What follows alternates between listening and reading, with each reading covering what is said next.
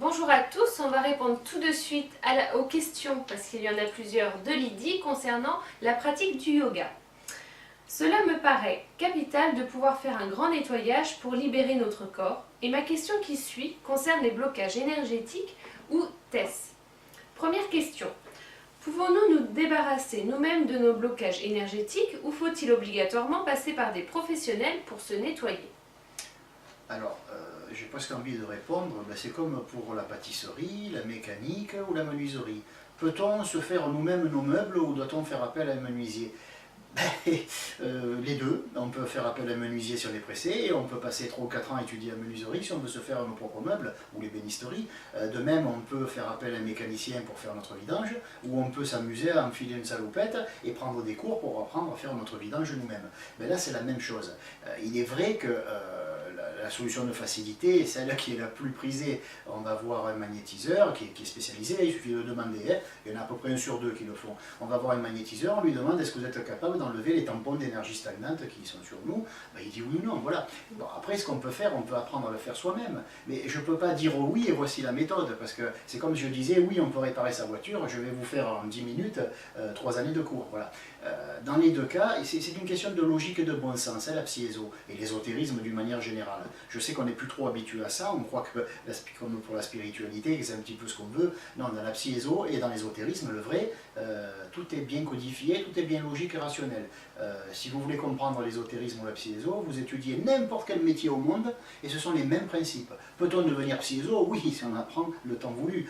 Peut-on réparer sa voiture? Oui. On peut même devenir mécanicien si on va dans un centre agréé et qu'on reçoit avec un diplôme de mécanique, un CAP. Voilà, c'est la même chose.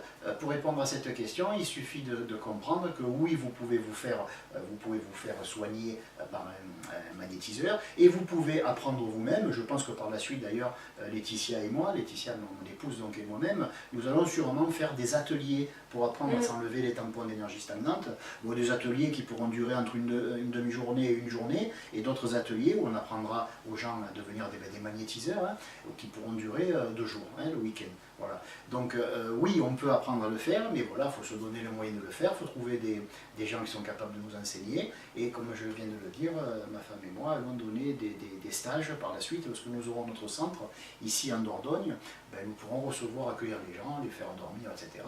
et leur donner un enseignement qui sera sur une demi-journée, une journée ou 2 jours le week-end. Voilà. Seconde question, y a-t-il des pratiques de nettoyage simples que nous pouvons faire ? Oui, bien sûr, voilà, c'est la suite logique de ce que je viens de dire. Il y a des pratiques qui sont très simples. Qu'est-ce qu'il faut comme temps pour apprendre à se débarrasser de nos tampons d'énergie stagnante? Il y a deux versions, et ça sera présenté dans les ateliers. La version simple, c'est je suis seul chez moi, seul ou seul chez moi, comment je peux faire? Est-ce que j'ai besoin de quelqu'un? Non, j'apprends, il faut à peu près une demi-journée pour apprendre. Une demi-journée, on va dire, voilà, et en s'entraînant, on va dire, si c'est à 2, 1 jour. Alors pourquoi à 2 ou seul? Si on apprend à le faire tout seul sur soi, sur ses membres, sur son corps, il va falloir une demi-journée d'étude. Maintenant, si on veut le faire à 2, qu'on est en couple ou avec des amis, il va falloir une journée parce qu'il y aura à le faire sur soi et apprendre à le faire sur les autres.